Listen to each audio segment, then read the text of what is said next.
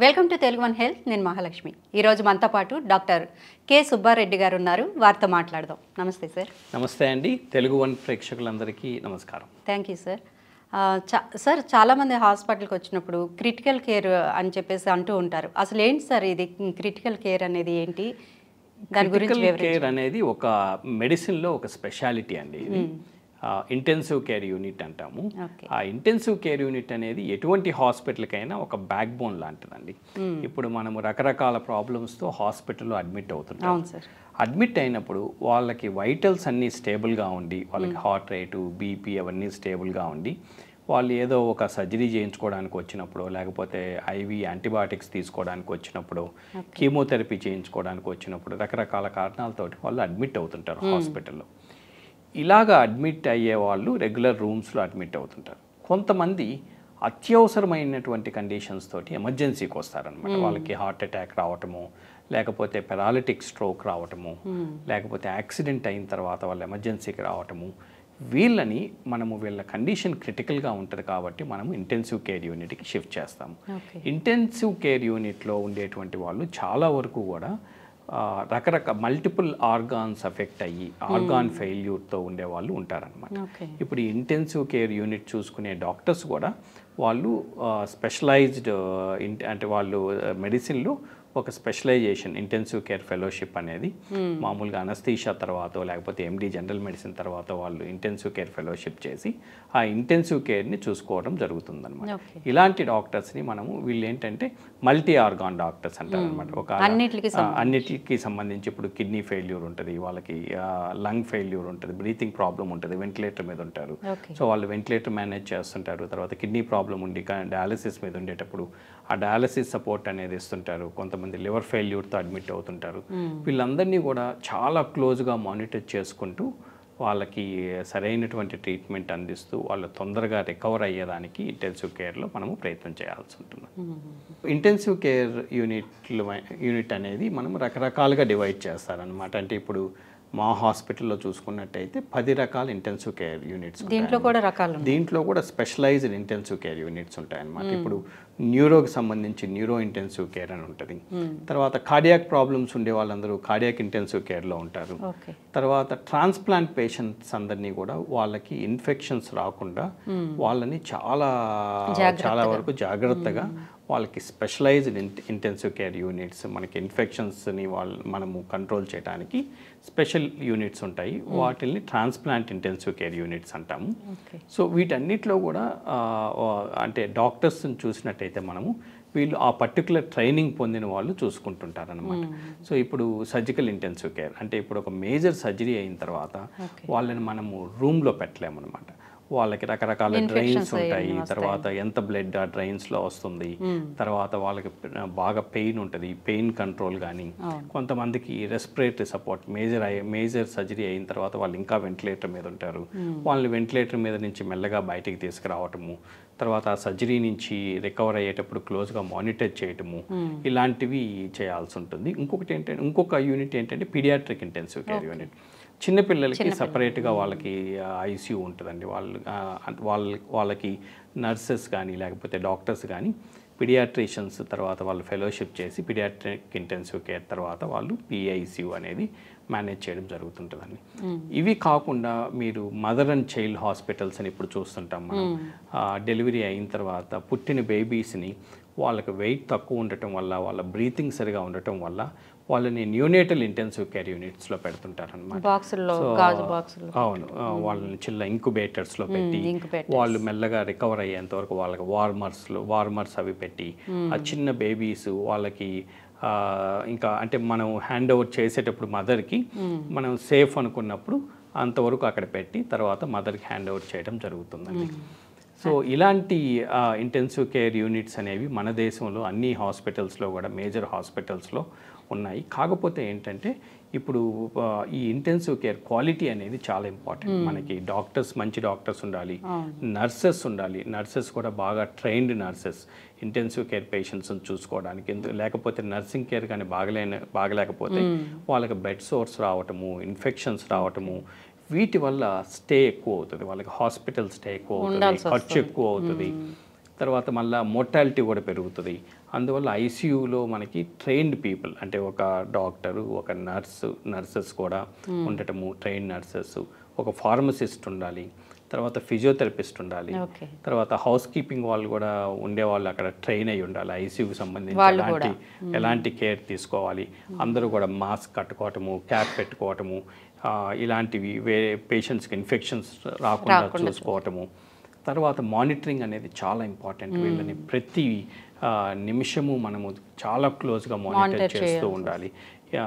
ఏ క్షణంలో అయినా వాళ్ళ పరిస్థితి దిగజారినట్లయితే మనం వెంటనే వాళ్ళకి ఆ సపోర్ట్ ఇవ్వడానికి ఇంటెన్సివ్ కేర్ యూనిట్లో డిలే లేకుండా చేయడానికి వార్డులో ఉండేదానికంటే ఐసీయూలో ఉన్నప్పుడు చాలా వీళ్ళకి బెస్ట్ కేర్ అనేది ఇవ్వడం పాసిబుల్ అవుతుందండి. సరే, ఈ మధ్యకాలంలో చూసుకుంటే హార్ట్ ఎమర్జెన్సీలు ఎక్కువైపోయాయి. అసలు వీటిని ఎట్లా అంటే వాటి లక్షణాలు ఎట్లా ఉంటాయి, ఎలా నివారించాలి, ట్రీట్మెంట్ ఏ విధంగా ఉంటుంది సార్? ఇప్పుడు మనం చూసినట్టయితే చాలా మందిలో మనం ఇది చాలా ఫ్రీక్వెంట్గా వింటున్నాం అనమాట. సడన్గా చనిపోయారు, సడన్గా హార్ట్ అటాక్ వచ్చింది. ఇంతకుముందు హార్ట్ అటాక్ అనేది మనము 50 years తర్వాత, 60 years తర్వాత చూసేవాళ్ళము. కానీ ఇప్పుడు 30 years తర్వాత కూడా, 20 years తర్వాత కూడా మేమైతే ఒక పేషెంట్ 20sలో హార్ట్ అటాక్ వచ్చిన పేషెంట్ని చూస్తున్నాము. హార్ట్ అటాక్స్ అనేవి ఎక్కువ అవుతున్నాయి, ఇప్పుడు సమాజంలో ఎక్కువ అవుతున్నాయి. ఎందువల్ల అంటే ఒకటి మనము ఇది ఒక పాండమిక్ లాగా విస్తరిస్తుంది అనమాట. ఈ హార్ట్లో అంటే నాన్ కమ్యూనికబుల్ డిసీజెస్ అంటాం. ఇప్పుడు కోవిడ్ ఇవన్నీ చూసుకున్నట్టయితే ఇవన్నీ కమ్యూనికబుల్ డిసీజెస్ అంటాము. తర్వాత ఈ హార్ట్ అటాక్స్ రావటము, స్ట్రోక్స్ రావటము, ఈ క్యాన్సర్స్ ఇవన్నీ కూడా నాన్ కమ్యూనికబుల్ డిసీజెస్ మెల్లగా సమాజంలో పెరుగుతున్నాయి. ఒకటి వచ్చి మన ఆహారపు అలవాట్లు ఒకటి మెయిన్. ఇవన్నీ కూడా మన లైఫ్ స్టైల్ మీద డిపెండ్ అవుతాయండి. మనము కానీ ఒక క్రమశిక్షణ లేనటువంటి లైఫ్ స్టైల్ కానీ ఉంటే, అంటే రెగ్యులర్గా ఎక్సర్సైజ్ చేయకపోవటము, హెల్త్ గురించి పట్టించుకోకపోవటము, తర్వాత డైట్ అనేది సక్రమంగా పాటించకపోవటము, తర్వాత విపరీతమైన స్ట్రెస్. ఇప్పుడు ఉన్నటువంటి యంగ్స్టర్స్ చాలా స్ట్రెస్కి గురి అవుతున్నారు. చదువుకునేటప్పుడు వాళ్ళు ఆ చదువులో వాళ్ళు పైకి రావాలని చెప్పి టూ మచ్ కాంపిటీషన్లో ఉండటము, ఆ టైంలో అదొక స్ట్రెస్. తర్వాత జాబ్లో చేరిన తర్వాత ఆ స్ట్రెస్. ఇవన్నిటిని కూడా ఈ స్ట్రెస్ని మనము అధిగమించాలంటే మనం కొంచెం లైఫ్ స్టైల్ మాడిఫై చేసుకొని రెగ్యులర్గా జిమ్కి వెళ్ళటము, రెగ్యులర్ వాకింగ్ చేయటము, ఇలాంటి ఎక్సర్సైజెస్ చేసుకుంటూ, తర్వాత ఇప్పుడు యోగా కూడా it plays very important role అండి. యోగా చేయటము, ఇవన్నీ చేస్తూ కూడా మనం లైఫ్ స్టైల్ మాడిఫై చేసుకోవచ్చు. ఇంకొకటి హెల్త్ చెక్ అనేది చాలా ఇంపార్టెంట్ అండి. అసలు ఎన్ని నెలలకు ఒకసారి హెల్త్ చెక్? ఈ హెల్త్ చెక్స్ మీద చాలా మందికి అవగాహన ఉండదు. ఇప్పుడు ఈ క్యాన్సర్స్ కూడా మనం చాలా ఎర్లీ అంటే 40s, 50sలో చూస్తున్నాం. చాలా అడ్వాన్స్డ్ స్టేజ్లో కొంతమంది డాక్టర్సే అడ్వాన్స్డ్ స్టేజ్లో బయటపడుతున్నాయి క్యాన్సర్స్ వాళ్ళలో. ఎందుకంటే రెగ్యులర్ హెల్త్ చెక్స్ చేయించుకోకపోవడం వల్ల. అట్లీస్ట్ సంవత్సరానికి ఒక్కసారి మనం హెల్త్ చెక్ అనేది కంపల్సరీగా చేయించుకోవాలండి. ఆఫ్టర్ 40 years తర్వాత మనం హెల్త్ చెక్ చేయించుకున్నట్టయితే ఈ హెల్త్ చెకప్లో మనకి అన్ని ఆర్గాన్స్ని టెస్ట్ చేస్తారండి. అంటే ఈ హెల్త్ చెకప్లో ఏమేమి చేయించాలంటారు సార్? ఈ హెల్త్ చెకప్లో మనము బ్లడ్ టెస్ట్లో ఒకటి చేస్తారు, హార్ట్కి సంబంధించిన ఎక్కువ చేస్తారు, తర్వాత ట్రెడ్మిల్ టెస్ట్ అనేది ఒకటి చేస్తారు. మనం ట్రెడ్మిల్ మీద పరిగెత్తుతూ ఈసీజీలో ఏమైనా చేంజెస్ ఉన్నాయా లేదా, హార్ట్ని మనము స్ట్రెస్కి గురి చేసినప్పుడు ఏమన్నా చేంజెస్ ఉన్నాయా లేవా అనేది మనం దాంట్లో కనుక్కోవచ్చు. తర్వాత లిపిడ్ ప్రొఫైల్స్ అని చేస్తారు. ఇవన్నీ ఫాస్టింగ్లో కొన్ని బ్లడ్ టెస్ట్లు చేస్తారు. ఇప్పుడు చూస్తే డయాబెటీస్ కూడా చాలా త్వరగా వస్తుంది. 40 years తర్వాతే చాలామందికి కోవిడ్ తర్వాత డయాబెటీస్ రావడం జరుగుతుంది. HbA1c అని ఉంటుంది, అది మనకి 3 months షుగర్ ఎంత ఉంది అనేది తెలుస్తుంది. ఇవి చేసుకుంటే మనకి ఎర్లీగా డిటెక్ట్ చేసుకుంటే మనం వీటిని బెటర్ కంట్రోల్ చేసుకోవటం. ఇప్పుడు ఉన్నటువంటి మన ఇండియన్ పాపులేషన్లో బై ద ఏజ్ ఆఫ్ 50 ఏజ్కి వచ్చేటప్పటికి 50% of the population has one comorbidity. అంటే ఇప్పుడు 50% మందిలో ఏదో బీపీ ఉండటము, లేకపోతే వాళ్ళకి షుగర్ అంటే బీపీ, షుగర్ ఇలాంటివి కామన్గా వస్తున్నాయి. బీపీ ఉండటం కానీ, షుగర్ ఉండటం కానీ. సో ఇవన్నీ కూడా మనం హెల్త్ చెక్లో ఐడెంటిఫై చేయగలిగితే మనం ట్రీట్ చేసుకుంటే వీటి వల్ల వచ్చే కాంప్లికేషన్స్ని మనం నివారించుకోవచ్చు. ఇప్పుడు ఇంకా అడ్వాన్స్డ్ హెల్త్ చెక్స్ ఉంటాయండి. ఇప్పుడు మేమైతే మా హాస్పిటల్లో, అపోలో హాస్పిటల్లో ప్రోజెన్ అనే ఒక హెల్త్ చెక్ ప్యాకేజ్ని రిలీజ్ చేశారు. అది వచ్చేసి చాలా అడ్వాన్స్డ్ ప్యాకేజ్. దాంట్లో ఏం చేస్తారంటే హోల్ బాడీ ఎంఆర్ఐ చేస్తారండి. మనకి హోల్ బాడీ ఎంఆర్ఐ చేసినప్పుడు 150 కండిషన్స్ మనం డిటెక్ట్ చేయొచ్చు ఆ ఎంఆర్ఐలో. అదొకటి. తర్వాత ఇప్పుడు జెనెటిక్ టెస్ట్లు చేస్తున్నారు అనమాట. ఈ జెనెటిక్ టెస్ట్లు చేసినప్పుడు మనకి ఎలాంటి డిసీజెస్ మన జెనెటిక్ కంపోజిషన్ బట్టి ఎలాంటి డిసీజెస్ మనకి at the age of 60 years 70 years రావచ్చో చూసుకుంటే వాటిని మనము ప్రివెంట్ చేసుకోవటము లేకపోతే పోస్ట్పోన్ చేసుకోవటము కూడా జరుగుతుందండి. ఇప్పుడు అన్ని మందులు అందరికీ పనిచేయవు. సో ఇప్పుడు ఈ ఫార్మకోజెనెటిక్స్ అనేది కూడా ఈ హెల్త్ చెక్లో చేస్తున్నారు. చేసినప్పుడు ఎలాంటి మందులు మనకు పనిచేస్తాయి, ఎలాంటి మందులు మనకు పని చేయవు, ఎలాంటి మందులు మనం అవాయిడ్ చేయాలి అనేది ఒక సమగ్రమైనటువంటి ఒక నివేదికని హెల్త్ చెక్ తర్వాత ఇవ్వటం జరుగుతుంది. మొత్తం అంతా ఒక బుక్లెట్ లాగా వస్తుందండి ఇప్పుడు హెల్త్ చెక్లో. ఆ బుక్లెట్ కానీ మీరు చూసుకున్నట్టయితే సో చూసుకొని దానికి తగ్గట్టు మనం ఏం చేయాలి, ఇప్పుడు HbA1c ఎక్కువ ఉంటే మనం లైఫ్ స్టైల్ని ఎలా మార్చుకోవాలి, ట్రెడ్మిల్ టెస్ట్ పాజిటివ్ వస్తే నెక్స్ట్ ఏం చేయాలి అనేది మొత్తం కూడా దాంట్లో ఒక రిపోర్ట్ ఇవ్వడం జరుగుతుంది. సో దాంతో ముందు జాగ్రత్తగా ఇవన్నీ చేసుకుంటే వీటిని మనం ప్రివెంట్ చేయడానికి చాలా వరకు అవకాశం ఉంటుంది. సార్ అంటే ఇది ఖర్చుతో కూడుకుందంటారా? ఖర్చుతో కూడుకుంటుందంటే ఇప్పుడు అందరికీ అన్ని టెస్టులు అవసరం లేదండి. ఇప్పుడు అంటే మన ఏజ్ మనకు ఉన్నటువంటి ఫ్యామిలీలో ఉన్నటువంటి రిస్క్ని బట్టి మనం రకరకాల ఏ రకాల టెస్టులు మనం చేయించుకోవాలి అనేది మనం డిసైడ్ అవ్వాలి. అందరికీ అన్ని లక్షలు ఖర్చు పెట్టి చేయాల్సిన అవసరం లేదు. ఇంకోటి ఏంటంటే మనము ఈ హెల్త్ చెక్ అనేది ఏజ్ని బట్టి కూడా ఉంటుందండి. ఇప్పుడు వేరే కంట్రీస్లో చూసినట్టయితే 45 ఇయర్స్ తర్వాత కంపల్సరీగా అందరూ కొలనోస్కోపీ చేయించుకుంటారండి. ఎందుకంటే ఈ రెక్టల్ క్యాన్సర్స్ ఇవన్నీ కూడా మనకి కొలనోస్కోపీలో బయటపడతాయి. సో యూకేలో అదంతా యుఎస్లో అదంతా మ్యాండేటరీ. కానీ మన దేశంలో ఎంతమంది 45 ఇయర్స్ తర్వాత వెళ్ళి కొలనోస్కోపీ చేయించుకుంటారు అంటే చాలా తక్కువ. అంటే ఇంకా హెల్త్ పై అవగాహన లేదు. ఈ కొలనోస్కోపీ ఇవన్నీ చేయించుకున్నప్పుడు మనకేమన్నా ఒక్కొక్కసారి పాలిప్స్ అని ప్రీ క్యాన్సరస్ లీజన్స్ ఏమైనా బయటపడతాయి. సో దాన్ని మనం ముందుగానే అడ్రస్ చేయగలిగితే ఈ క్యాన్సర్స్ రాకుండా మనం ప్రివెంట్ చేసుకోవచ్చు అండి. సార్ ఒక పేషెంట్ని ఐసీయూలో పెట్టాల్సి రావడం అనేది చాలా అంటే క్రిటికల్ కండిషన్లోనే పెడతారు. కానీ ఐసీయూలో పెట్టినప్పుడు ఎందుకు అంత ఖర్చు అవుతూ ఉంటుంది, ఎక్కువ ఖర్చుతో కూడుకుంది అంటారు? చాలా మంచి ప్రశ్న అండి ఇది. చాలామందికి కూడా అర్థం కాదు ఎందుకు ఐసీయూలో ఎంత ఖర్చు అవుతుంది అనేది. ఇప్పుడు మనము ఇండియన్ సినారియోలో చూసుకున్నట్టయితే ఇంటెన్సివ్ కేర్ యూనిట్స్ అనేవి రకరకాల హాస్పిటల్స్లో ఉన్నాయి. పబ్లిక్ హాస్పిటల్స్లో ఉన్నాయి, తర్వాత ప్రైవేట్ హాస్పిటల్స్లో ఉన్నాయి. పబ్లిక్ హాస్పిటల్స్ కూడా మనకి రకరకాల అంటే గవర్నమెంట్ హాస్పిటల్స్ కానీ లేకపోతే కొన్ని ట్రస్ట్ హాస్పిటల్స్ కానీ నాన్ చారిటబుల్ హాస్పిటల్స్ కానీ ఇవన్నీ ఉన్నాయి.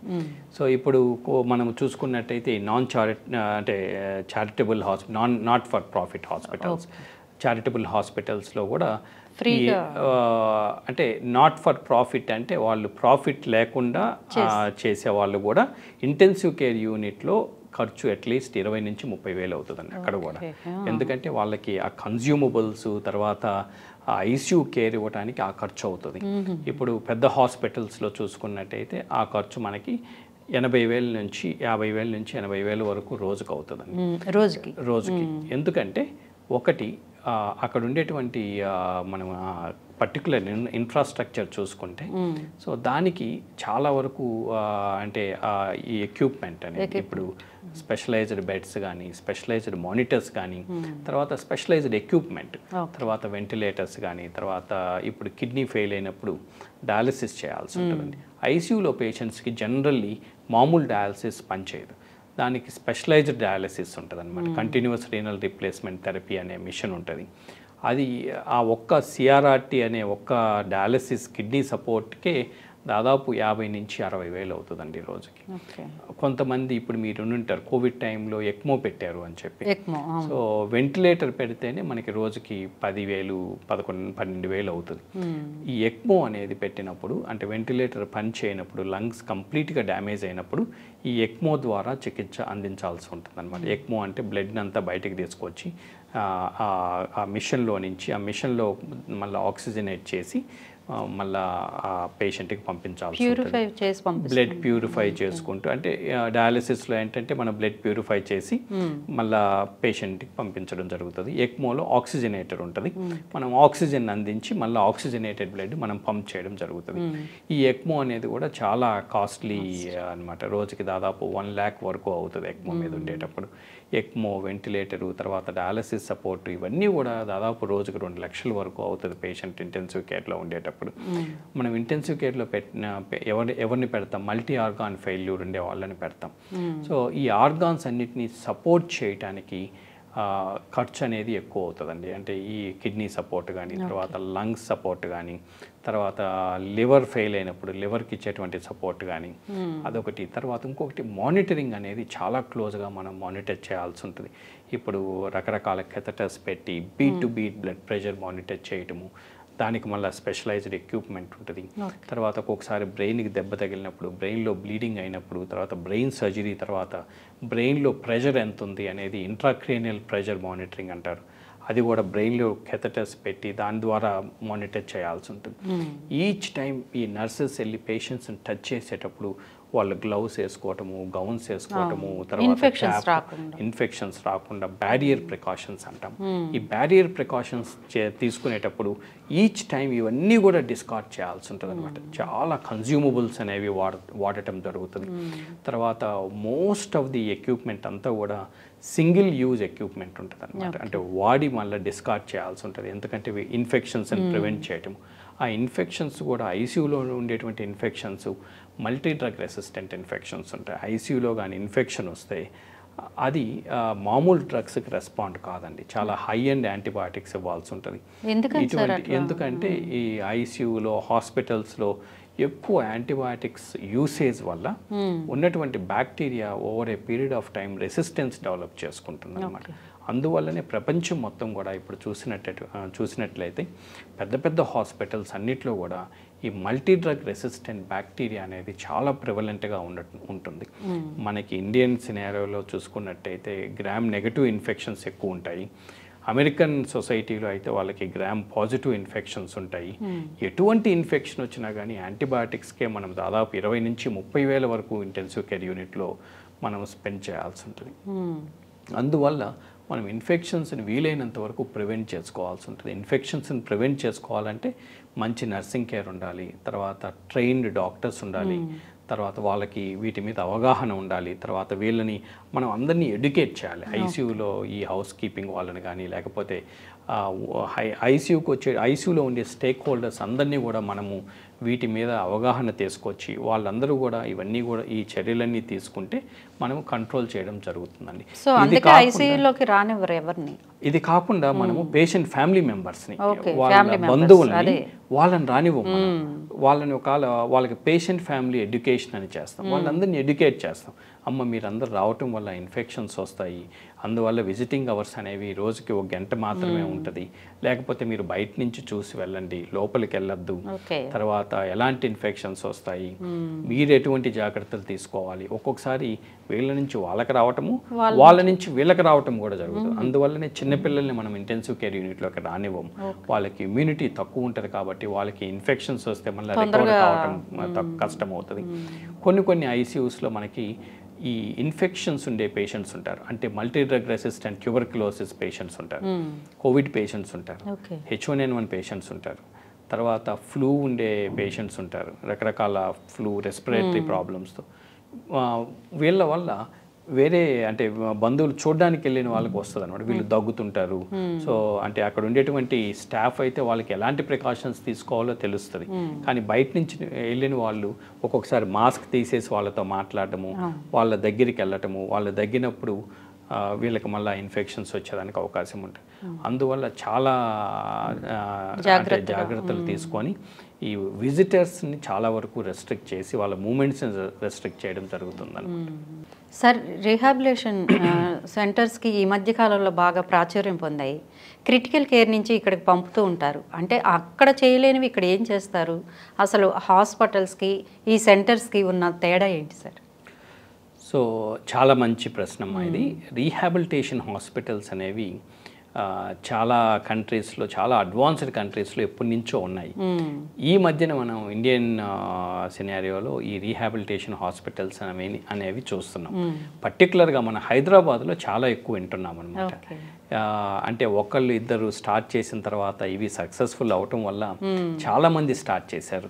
చాలా రీహాబిలిటేషన్ హాస్పిటల్స్ లేకపోతే రీహాబిలిటేషన్ సెంటర్స్ అంటుంటారు. కానీ వేరే కంట్రీస్లో చూసుకున్నట్టయితే వీటిల్ని లాంగ్ టర్మ్ కేర్ యూనిట్స్ అంటారు. మామూలు హాస్పిటల్స్ని అక్యూట్ కేర్ హాస్పిటల్స్ అంటారు. అంటే అక్యూట్ కేర్, వాళ్ళకి ఎమర్జెన్సీ వచ్చినప్పుడు హాస్పిటల్కి వెళ్తారు. ఆ ఎమర్జెన్సీలో వాళ్ళని స్టెబిలైజ్ చేసి వాళ్ళకి ట్రీట్మెంట్ ఇచ్చి, ఇంటెన్సివ్ కేర్ యూనిట్లో వాళ్ళకి ట్రీట్మెంట్ ఇచ్చి, తర్వాత వాళ్ళని ఒక్కసారి మనం ఇంటెన్సివ్ కేర్ యూనిట్కి వెళ్తే ఆ ఇంటెన్సివ్ కేర్ యూనిట్లో అంటే వాళ్ళకి ఆ క్రిటికల్ ఇల్నెస్ వల్ల, అంత సీరియస్ అవటం వల్ల, ఈ మల్టీ ఆర్గాన్ ఫెయిల్యూర్ వల్ల రికవర్ కావడానికి చాలా టైం పడుతుంది. సో అందువల్ల వీళ్ళని స్టేబుల్ అయిన తర్వాత మళ్ళీ ఐసీయూలో పెట్టేదానికంటే రీహాబ్ హాస్పిటల్స్కి లేకపోతే లాంగ్ టర్మ్ కేర్ హాస్పిటల్స్కి మనం కానీ పంపించగలిగితే అక్కడ వీళ్ళకి ఒక స్పెషలైజ్డ్ హోలిస్టిక్ కేర్ ఇచ్చి వీళ్ళు తొందరగా రీహాబిలిటేషన్ అంటే ఒక డిసీజ్ నుంచి కోలుకొని వాళ్ళు మళ్ళీ నార్మల్ యాక్టివిటీస్కి తీసుకురావడాన్ని మనం రీహాబిలిటేషన్ అంటాం. సో ఇది ఎక్కడి నుంచి స్టార్ట్ అయిందంటే మనకి స్ట్రోక్ పేషెంట్స్ నుంచి స్టార్ట్ అయింది. Neurology patient, brain stroke, neurology patients. ఇప్పుడు మనకి బ్రెయిన్ స్ట్రోక్ వచ్చింది, పెరాలిటిక్ స్ట్రోక్ వచ్చింది, ఒక సైడ్ కాలు చెయ్యి ప్యారలైజ్ అయిపోయింది, సో చచ్చుపడిపోవడం. సో వీళ్ళు యంగ్స్టర్స్ ఉంటారు, ఎల్డర్లీ పీపుల్ ఉంటారు. ఎవరికైనా మనం ఇప్పుడు యంగ్స్టర్స్ అయితే వాళ్ళు రికవర్ అయ్యి వాళ్ళు మళ్ళీ తన పని తను చేసుకోవడానికి వాళ్ళు ఏం పని చేసుకుంటున్నారో ఆ పని చేసుకునేటట్టు తీసుకురావాలి. కొంతమందికి మేజర్ స్ట్రోక్ వస్తుంది, వాళ్ళు చాలా రోజులు బెడ్లో ఉంటారు, వాళ్ళు మనకి తెలుసు వాళ్ళు ఇంకా నార్మల్ స్టేజ్కి రాలేరు. వాళ్ళకి ఏంటంటే యాక్టివిటీస్ ఆఫ్ డైలీ లివింగ్ అంటే వాళ్ళు అట్లీస్ట్ వాళ్ళు రికవర్ అయ్యి తన పని తను చేసుకునే స్టేజ్ కన్నా తీసుకురావటం, అంటే తినగలగటము, తర్వాత స్నానం చేయగలగడము, బట్టలు వేసుకోవటం, తన పని తను చేసుకునేదానికి ఇండిపెండెంట్గా. సో ఇవన్నీ కూడా వాళ్ళకి ఫిజియోథెరపీ అనేది డిజైన్ చేసి వీళ్ళకి రీహాబిలిటేషన్ హాస్పిటల్లో ఇవన్నీ కూడా ట్రైన్ చేస్తారు. ఇక్కడ రకరకాల థెరపీస్ ఉంటాయండి. అంటే ప్రాపర్ రీహాబిలిటేషన్ హాస్పిటల్లో రకరకాల థెరపిస్టులు ఉంటారు. మనకి మామూలుగా మనం వీళ్ళందరినీ ఫిజియోథెరపిస్టులు అంటాము. ఈ ఫిజియోథెరపిస్టుల్లోనే రకరకాలు ఉంటారనమాట.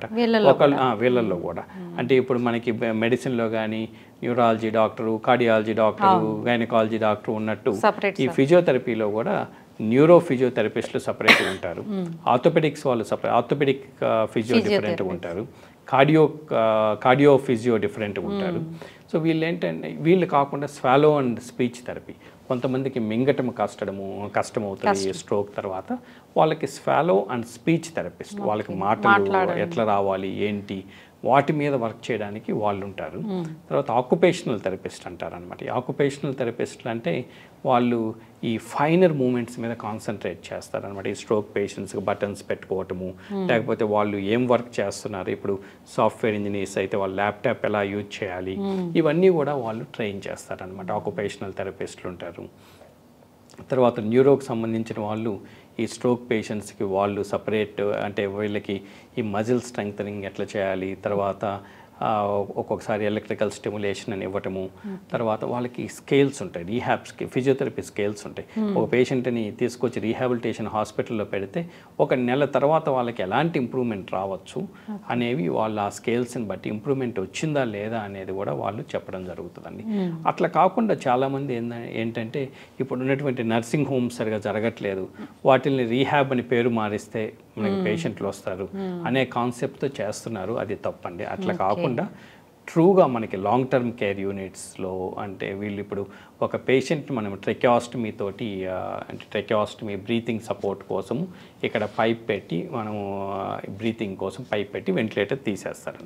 వీళ్ళని మనం ఐసీయూలో ఎక్కువ రోజులు ఉంచుకుంటే ఇన్ఫెక్షన్స్ వచ్చేదానికి అవకాశం ఉంటుంది.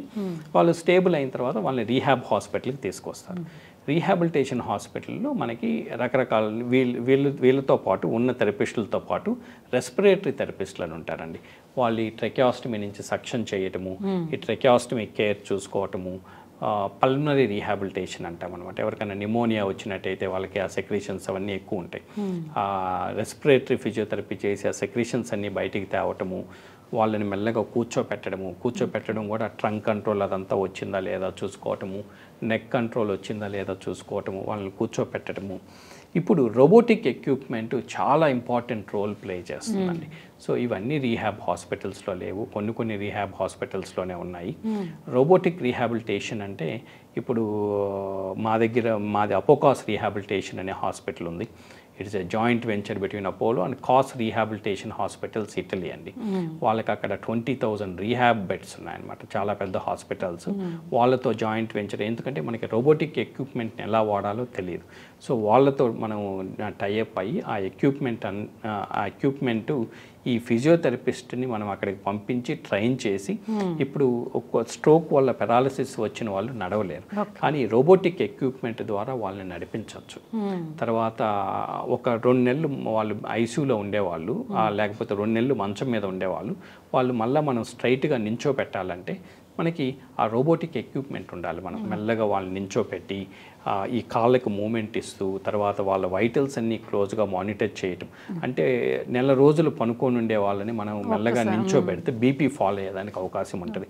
సో ఇవన్నీ కూడా చాలా క్లోజ్గా వైటల్స్ అన్నీ మానిటర్ చేసుకుంటూ, వాళ్ళకి ఫిజియోథెరపీ చేసుకుంటూ, వీళ్ళలో కూడా మళ్ళీ డాక్టర్స్ ఉంటారండి.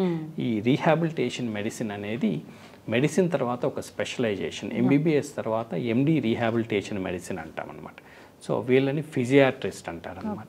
సో ఫిజియోథెరపిస్ట్ అంటే నాన్ డాక్టర్, ఫిజియాట్రిస్ట్ అంటే డాక్టర్ అండి. సో ఈయన ఒక రీహాబ్ ప్లాన్ ఒకటి తయారు చేసి ఈ ఫిజియోథెరపిస్టులని గైడ్ చేయడం జరుగుతుంది.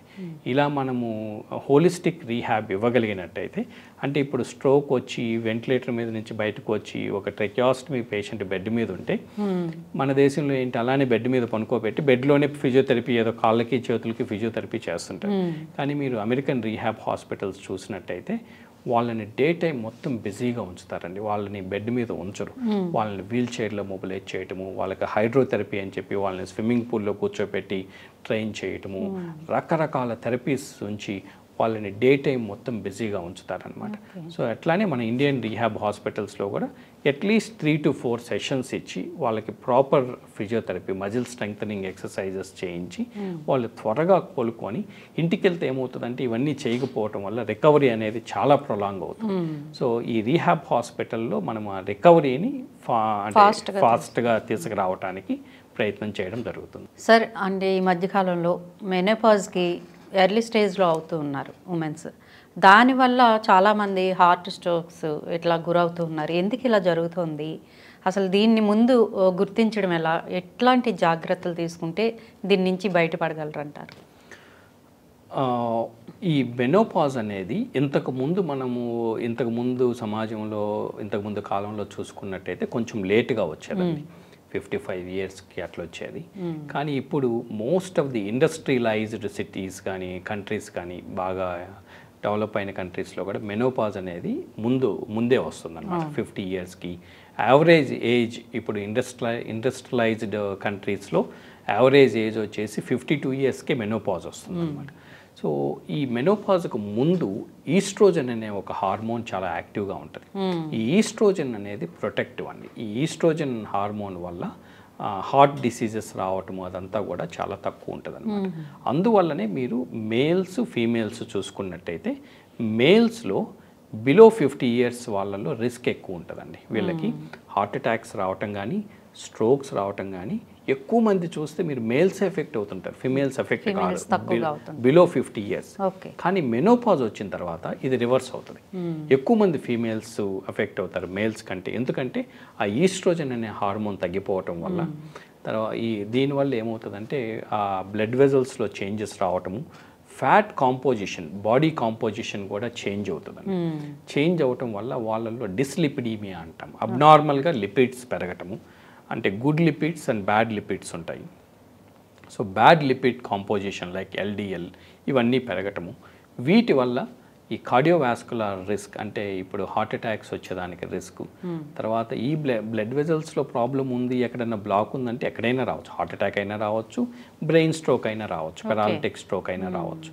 సో వీళ్ళల్లో మనము హార్ట్ అటాక్స్ కానీ స్ట్రోక్స్ కానీ మెనోపాజల్ ఉమెన్లో మనం ఎక్కువగా చూస్తున్నాం.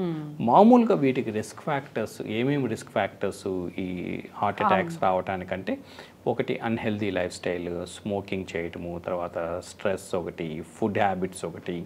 సో వీటితో పాటు ఈ మెనోపాజ్ అనేది యాడెడ్ రిస్క్ అనమాట వీళ్ళకి. సో అందువల్ల ఈ రిస్క్ ఎక్కువ ఉండటం వల్ల కొన్ని స్టడీస్లో ఏం చూశారంటే మామూలుగా చాలామంది ఉమెన్ బ్రెస్ట్ క్యాన్సర్తో చనిపోతుంటారు. కానీ post menopausal women more than breast cancer, more people are dying because of the cardiovascular risk. చాలామంది హార్ట్ అటాక్స్తో చనిపోవడం జరుగుతుంది ఈ బ్రెస్ట్ క్యాన్సర్ కంటే. సో వీటిల్ని మనము డెఫినెట్గా మనం ఒక అవగాహన నుండి లైఫ్ స్టైల్ మాడిఫై చేసుకొని చేసినట్టయితే మెడిసిన్స్ వాడుకుంటూ ప్రివెంటివ్ రెగ్యులర్ చెక్ చేసుకుంటూ రెగ్యులర్గా ఈ లిపిడ్ ప్రొఫైల్ ఇవి చేయించుకుంటూ ఈ స్టాటిన్స్ వాడుకుంటూ రిస్క్ను కొంతవరకు తగ్గించుకోవచ్చు. తర్వాత కొంతమందికి ఈ పోస్ట్ మెనోపాజల్ పీరియడ్లో డిప్రెషన్ రావటము, సైకలాజికల్ ఇష్యూస్ ఉంటాయి. ఈ సైకలాజికల్ ఇష్యూస్ వల్ల ఓవర్ ఈటింగ్, తర్వాత వెయిట్ గెయిన్ అవ్వటము, ఎక్కువగా తినటము, లైఫ్ స్టైల్ని పట్టించుకోకపోవటము, వీటి వల్ల ఈ స్ట్రెస్, వీటి వల్ల కూడా ఈ కాంప్లికేషన్స్ అనేవి మనం ఎక్కువ చూస్తుంటాము. వీళ్ళు కంపల్సరీగా రెగ్యులర్ హెల్త్ చెక్ చేయించుకుంటూ, తర్వాత డెఫినెట్లీ ఈ పార్ట్నర్ ఎవరైతే హస్బెండ్ ఉంటారో వాళ్ళు ముందుగానే ఐడెంటిఫై చేసి, అంటే వీళ్ళంతటి వీళ్ళు ఆ డిప్రెషన్లో ఉండటం వల్ల వీళ్ళు హెల్త్ చెక్ వెళ్ళటము, వీళ్ళు వాళ్ళ హెల్త్ గురించి పట్టించుకోకపోవటము అది జరుగుతుంది. సో హస్బెండ్ కొంచెం యాక్టివ్గా చూసుకొని వాళ్ళని ఐడెంటిఫై చేసి చేయగలిగితే ఈ రిస్క్ అనేది మనం తగ్గించవచ్చండి చాలా వరకు. తర్వాత వ్యాక్సినేషన్స్ చాలా ఇంపార్టెంట్. వీళ్ళందరూ అంటే ఏమేమి వ్యాక్సిన్స్ చేయించుకోవాలి, పోస్ట్ మెనోపాజల్ ఏజ్ అనే కాదు, మామూలుగా కూడా ఇప్పుడు ఏంటంటే ఒకసారి నిమోనియా, ఒక ఫ్లూ కానీ నిమోనియా వచ్చినప్పుడు దానివల్ల మళ్ళీ కార్డియోవాస్కులర్ రిస్క్ పెరుగుతుంది తర్వాత. సో ఇలాంటి ఇన్ఫెక్షన్స్ రాకుండా మనం ఫ్లూ షాట్స్ అని కానీ ఎవ్రీ ఇయర్ ఫ్లూ వ్యాక్సిన్ తీసుకోవటము ఇవన్నీ కూడా చేయాల్సి ఉంటుంది. అంటే మెనోపాజ్ తర్వాత వీళ్ళ వైవాహిక బంధం ఎట్లా, అంటే సెక్స్ లైఫ్ ఎట్లా ఉంటుంది అసలు? కొన్ని ప్రాబ్లమ్స్ వస్తుంటాయి ఈ డిప్రెషన్ వల్ల.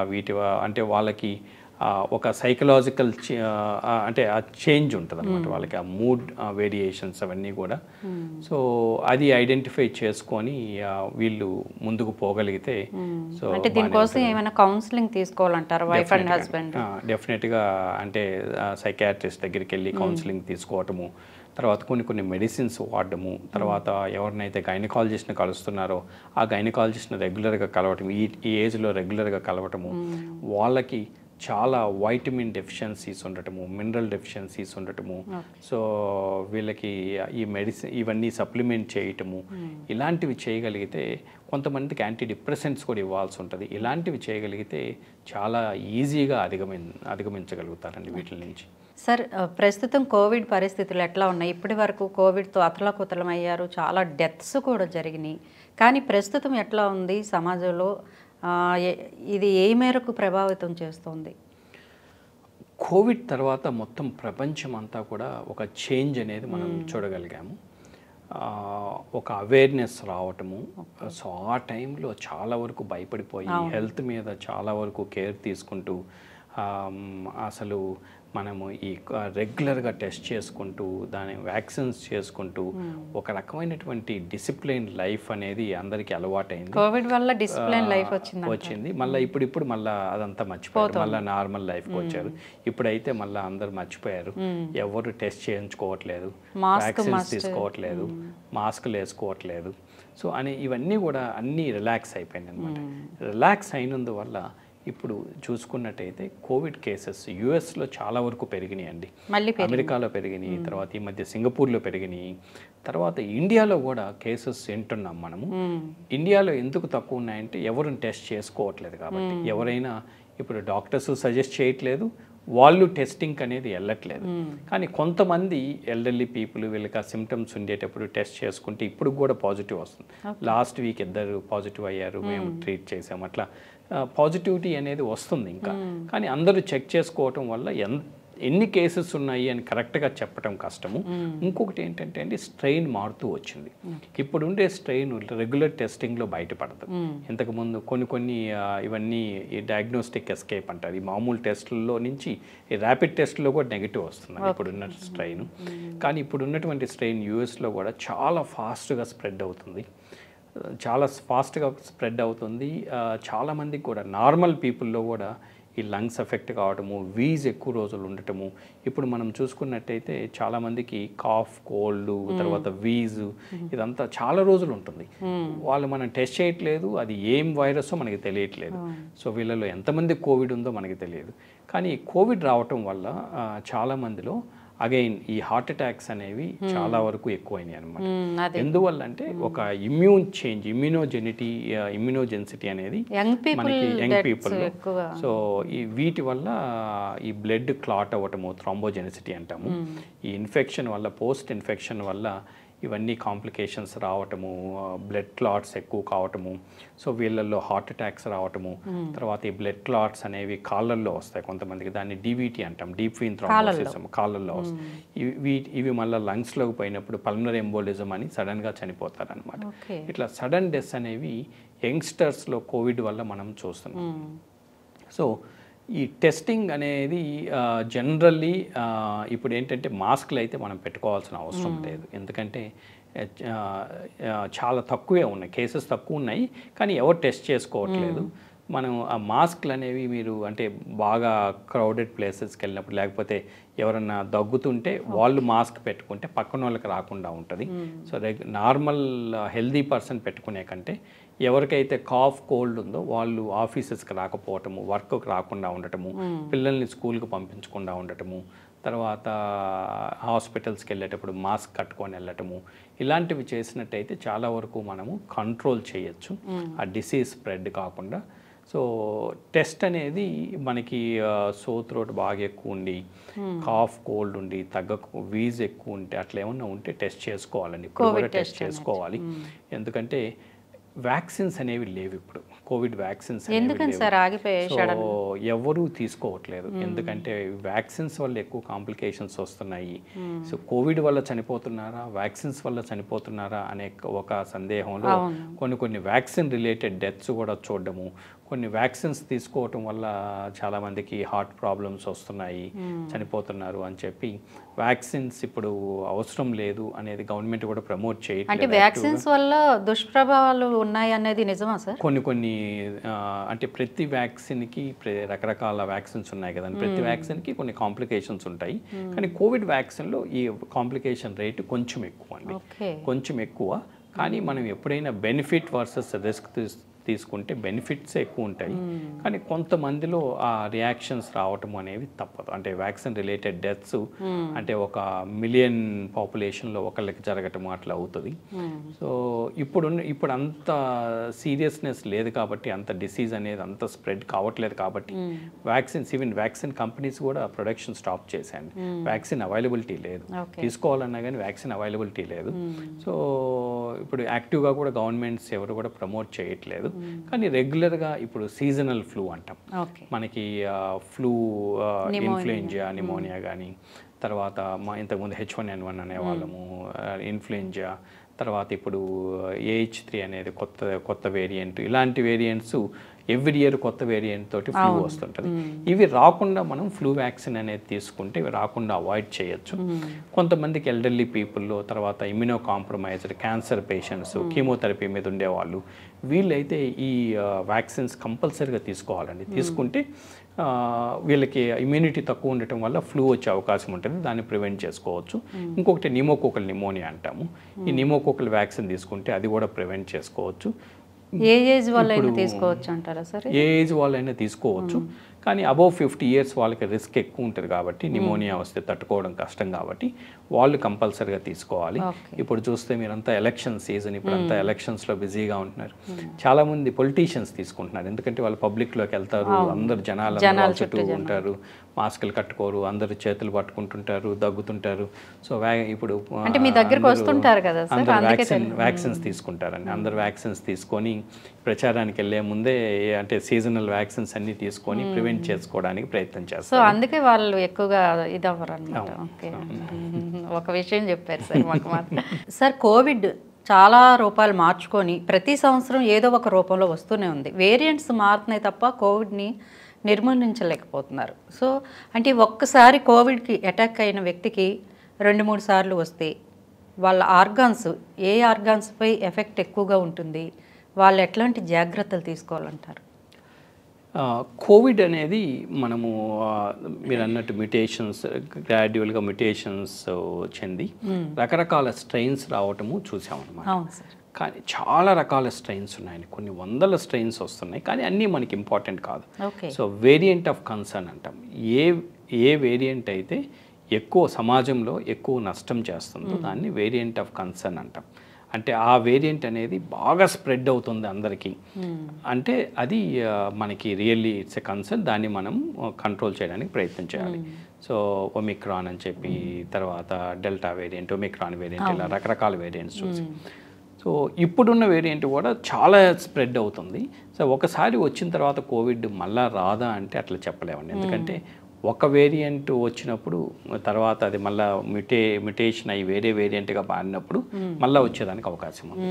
సో ఈ కొత్త వేరియంట్స్ అనేవి ఇమ్యూన్ ఎస్కేప్ అంటాం. ఒకవేళ వ్యాక్సిన్ చేయించుకున్నా ఆ ఇమ్యూన్ ఎస్కేప్ అంటే వ్యాక్సిన్ నుంచి కూడా ఎస్కేప్ అవుతాయి, మళ్ళీ వస్తాయి అన్నమాట. వ్యాక్సిన్ చేయించుకున్న వాళ్ళకి కూడా వస్తాయి. తర్వాత కాకపోతే ఇప్పుడు రాను ఏంటంటే అటు మ్యుటేషన్స్ చెందుతూ కొత్త స్ట్రెయిన్స్ వచ్చేటప్పుడు మెల్లగా దాని తీవ్రత తగ్గిపోతుంది. ఇంతకు ముందు ఉన్నటువంటి తీవ్రత ఉండదన్నమాట. ఇంతకు ముందు లంగ్స్ బాగా డ్యామేజ్ అయిపోవటము, అందరికి ఆక్సిజన్ అవసరం పడటము, హాస్పిటల్లో అడ్మిట్ కావడం. ఇప్పుడు వచ్చేటువంటి వేరియంట్స్ అన్నీ కూడా న్యూసెన్స్ మోర్, సో థ్రోట్ ఉండటము, కొంచెం బ్రీతింగ్ డిఫికల్టీ ఉండటము, వీజ్ ఉండటము, తర్వాత లేకపోతే కాఫ్ కోల్డ్ ఉండటము. అంతేగాని డెత్ రేట్ చాలా తక్కువ. వీళ్ళందరూ ఐసీయూలో అడ్మిట్ అవ్వటము, లంగ్ అంతా ఫైబ్రోజ్ అవ్వటము. ఇంతకుముందు లంగ్స్ మీద ఎక్కువ ఎఫెక్ట్ ఉండేదండి. లంగ్స్ మీద ఎక్కువ తీవ్రత ఉండేది.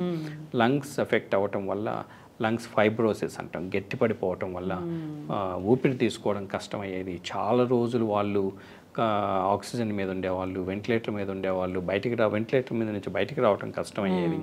ఆ లంగ్స్ రికవర్ కావడానికి 2 నెలలు, 3 నెలలు, సంవత్సరం పట్టేది. ఇప్పుడు లంగ్స్ అంత ఎఫెక్ట్ కావట్లేదు. ఈ లంగ్స్ ఎఫెక్ట్ అయినప్పుడు ఆక్సిజన్ తక్కువ ఉండటం వల్ల బ్రెయిన్ ఎఫెక్ట్ అయ్యేదానికి అవకాశం ఉంటుంది. వాళ్ళకి కాగ్నిటివ్ బ్రెయిన్ ఫాగ్ అంటారు. ఒక రకమైన బ్రెయిన్ ఫాగ్ ఉండటం ఇప్పుడు చాలామంది కూడా కంప్లైంట్ చేస్తుంటారు. కోవిడ్ తర్వాత మాకు ఒక బ్రెయిన్ ఫాగ్ లాగా వచ్చింది, మేము అంత యాక్టివ్గా లేము, అంత అంటే కొంచెం డల్గా ఉంటుంది, మనకి హెడేక్స్ రావటము. సో ఎల్డర్లీ పీపుల్ అయితే వాళ్ళు కంప్లీట్గా డిసోరియంటెడ్ అయిపోవటము, ఇలాంటివి కూడా కోవిడ్లో చూసాం మనం. తర్వాత కొంతమందికి పర్సిస్టెంట్ కాఫ్, చాలా రోజులు కాఫ్ తగ్గదు, వాళ్ళకి 1 నెల, 2 నెలలు, 3 నెలలు కాఫ్ ఉండటము, పర్సిస్టెంట్గా తగ్గకపోవటము, డ్రైనెస్, తర్వాత ఇవన్నీ కూడా చాలా వరకు చూసాము. తర్వాత కార్డియాక్ అరెస్ట్, మనకి ఈ కార్డియాక్ రిస్క్ ఉండటం వల్ల హార్ట్ అటాక్స్ రావటము. సో యంగ్స్టర్స్లో హార్ట్ అటాక్ రావటము, ఎందుకంటే ఈ ఎనీ నిమోనియా వచ్చిన తర్వాత వాళ్ళకి హార్ట్ అటాక్ రిస్క్ అనేది ఎక్కువ ఉంటుంది. కోవిడ్ తర్వాత కూడా ఈ రిస్క్ అనేది ఎక్కువ ఉంటుంది. అంటే కార్డియాక్ అరెస్ట్ అనేది వచ్చే ముందు లక్షణాలు ఉంటాయా సార్, మనకు తెలుస్తుంది? సో ఒకటి ఏంటంటే ఇప్పుడు కొన్ని జాగ్రత్తలు అనేవి తప్పకుండా తీసుకోవాలండి. ఇప్పుడు కోవిడ్ టైంలో ఫీవర్ ఉండేటప్పుడు రెస్ట్ తీసుకోవటము, తర్వాత మనం ఎక్కువ స్ట్రెస్ఫుల్ వర్క్ చేయకపోవటము, ఇలాంటి కొంతమంది అసలు ఆ టైంలో కూడా రెగ్యులర్గా జిమ్కి వెళ్ళటము, ఎక్సర్సైజ్ చేయటము, సో బాడీని స్ట్రెయిన్ చేయటము, ఇలాంటివి చేయకూడదు. మనకి హెల్త్ బాగాలేనప్పుడు రెస్ట్ తీసుకొని రికవర్ అయిన తర్వాత మళ్ళీ చేయాల్సి ఉంటుంది. మళ్ళీ మనము జిమ్కి వెళ్ళటము, ఎక్సర్సైజ్ చేయటము చేయాల్సి ఉంటుంది. కార్డియాక్ అరెస్ట్ అనేది సడన్గా అవుతుందండి. సడన్ కార్డియాక్ అరెస్ట్ మనం అది కార్డియాక్ అరెస్ట్ అనేది ఎక్కడైనా కావచ్చు, ఇంట్లో అవ్వచ్చు, తర్వాత వర్క్లో ఉండేటప్పుడు అవ్వచ్చు. కానీ ముందు మనకి తెలుస్తుందా ఇది అంటే ఒక రకమైన కొన్ని వార్నింగ్ సిగ్నల్స్ ఉంటాయి, వార్నింగ్ సైన్స్ వస్తాయి.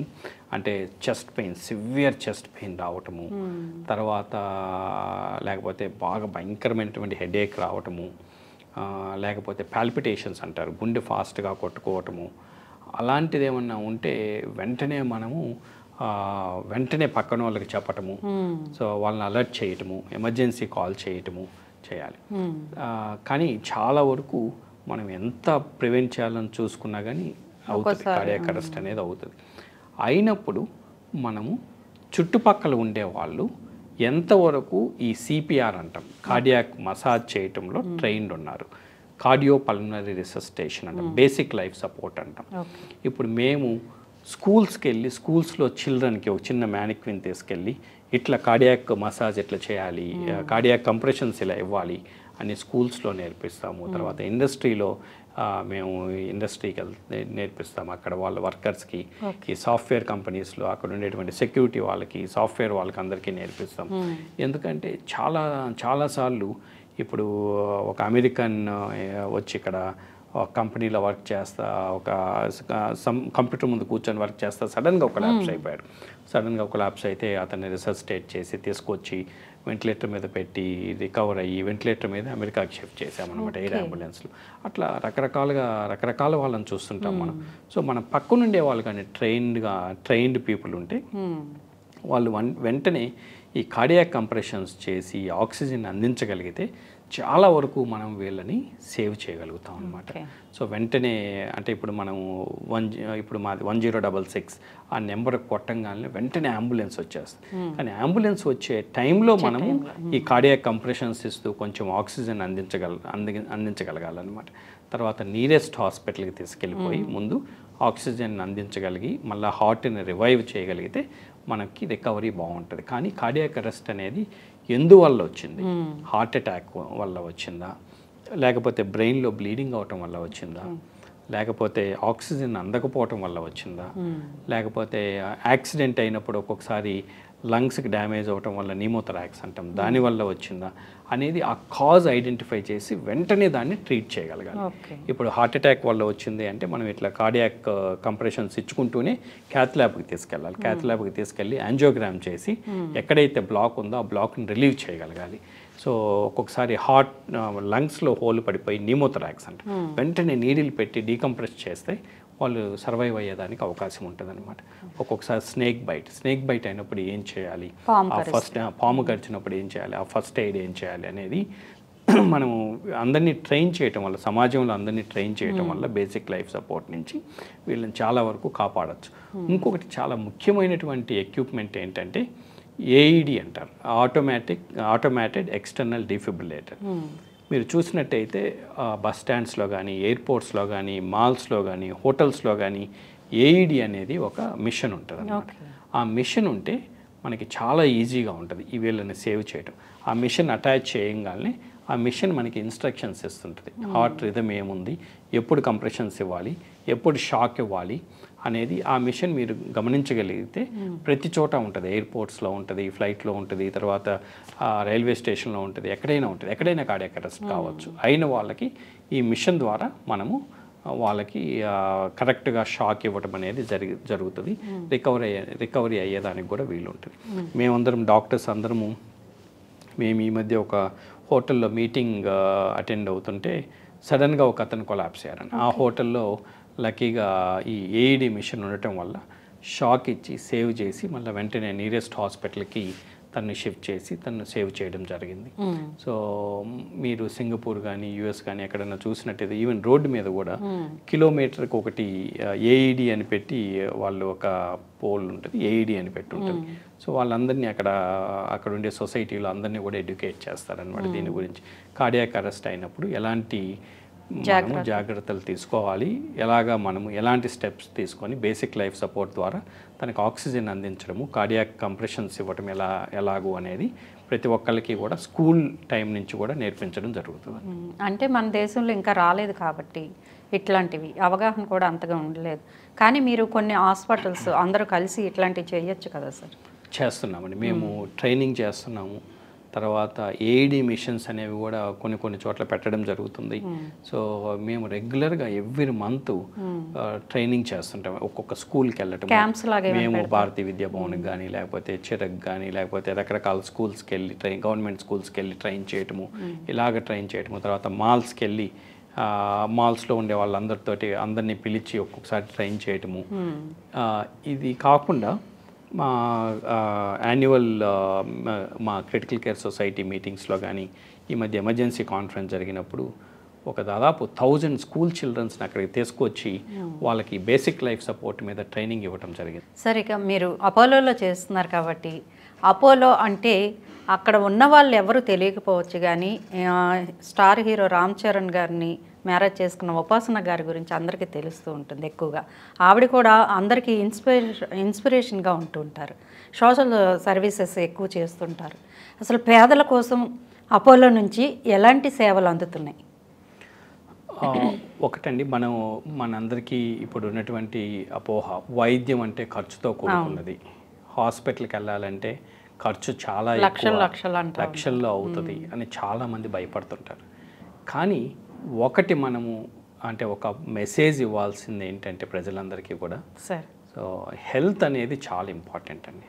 అది మనము ప్రివెంట్ చేసుకోవాలి, డిసీజెస్ రాకుండా ప్రివెంట్ చేసుకోవాలి. కానీ రకరకాల అంటే మనం లైఫ్ స్టైల్ మోడిఫికేషను తర్వాత వీటితోటి ఆ డిసీజ్ రాకుండా ప్రివెంట్ చేసుకోవాలి.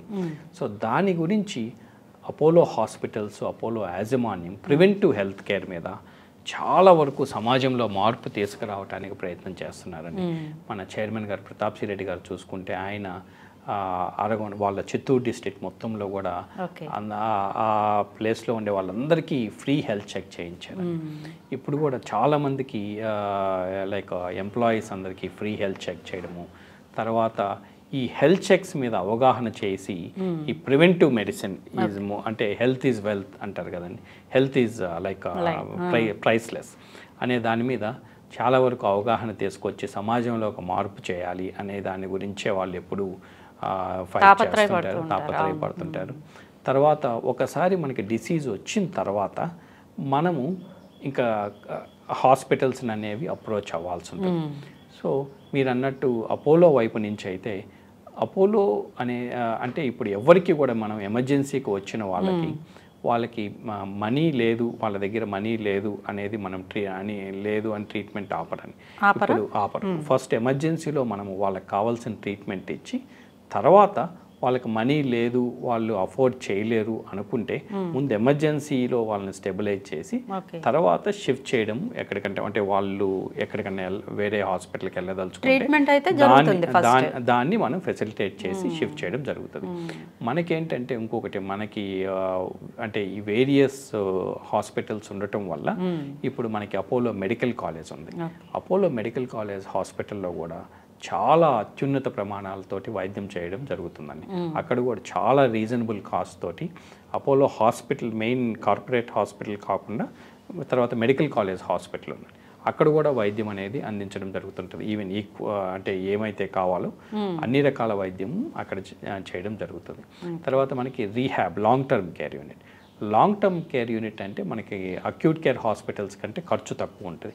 ఒక్కసారి పేషెంట్ రికవర్ అయిన తర్వాత, అంటే ఐసీయూలో కానీ హాస్పిటల్లో రికవర్ అయిన తర్వాత వీళ్ళని రీహాబ్ హాస్పిటల్కి షిఫ్ట్ చేయటం వల్ల ఖర్చు అనేది 1/3 తగ్గుతుందండి. అంటే మనకి ఇక్కడ 100 రూపీస్ పెడితే రీహాబ్ హాస్పిటల్లో 20 రూపీస్ పెడితే సరిపోతుందండి. అంత డిఫరెన్స్ ఉంటుంది. మీరు అన్నట్టు ఉపాసన గారు కూడా చాలా యాక్టివ్గా సోషల్ మీడియాలో, తర్వాత ఆమె సోషల్ సర్వీసెస్ అవన్నీ కూడా చాలా యాక్టివ్గా చేస్తున్నారు. సో రకరకాలుగా అంటే సమాజానికి ఎంత చేయగలం అనేది మ్యాక్సిమం లైక్ మా చైర్మన్ గారు ఎప్పుడు చెబుతుంటారు అనమాట, we have to give health care of international standards with affordable care అని చెప్పి. సో మనము అఫోర్డబుల్ కేర్ తోటి ఇంటర్నేషనల్ స్టాండర్డ్స్లో మనము ట్రీట్మెంట్ ఇవ్వగలిగితే అంతకంటే మనము చేయగలిగింది ఇంకోటి లేదు. ఇంకొకటి వాల్యూ బేస్డ్ కేర్ అండి. సో మనం పెట్టిన మనీకి, మనం పెట్టిన కాస్ట్కి ప్రాపర్ వాల్యూ దొరుకుతుందా లేదా అనేది, ఏమైనా ఒక్క ఇన్ఫెక్షన్ వచ్చినా కానీ ఖర్చు విపరీతంగా పెరుగుతుంది. అది రాకుండా ప్రివెంట్ చేసి వాల్యూ బేస్డ్ కేర్ కానీ మనం ఇవ్వగలిగినట్టయితే చాలా వరకు ఈ కాస్ట్ కంట్రోల్ చేసి అవుట్కమ్స్ మీద మనం కాన్సన్ట్రేట్ చేసి మనం పెట్టిన మనీకి మన మంచి అవుట్కమ్ వచ్చేదానికి ట్రై చేయాలి. Okay sir, thank you very much. Thank you అండి.